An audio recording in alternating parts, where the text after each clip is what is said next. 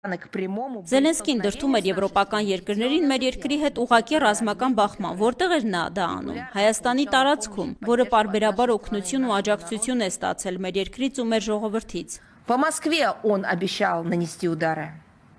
Զելենսկին մայիսի 9-ին խոստանում էր հարվածել Մոսկվային, որտեղ լինելու են հայրենական մեծ պատերազմի վետերանները, որոնք կերտել են մեր մեծ հաղթանակը, եւ Հայաստանի ներկայիս ղեկավարությունից ոչ ոք Զելենսկուն չսաստեց։ Այդ դեպքում դուք պատմական ո՞ր կողմում եք, ում եք աջակցում պատմական համատեքստում։ Հայաստանի ղեկավարությունը իդեպ Մոսկվա կատարած վերջին այցերի ժամանակ հավաստիացնում էր, որ ոչ մի քայլ չի ձեռնարկի դեմ Ռուսաստանի։ Եթե հավաստիացումների դեպքում գործերն այսպես են, նշանակում է ոչ միայն Մոսկվայի եւ ոչ միայն Ռուսաստանի քաղաքացիների հետ է Հայաստանի ղեկավարությունն իրեն այդպես պահում, չպահելով իր խոստումները։ В Москве и не только с гражданами России себя так руководство Армении ведет, не сдерживая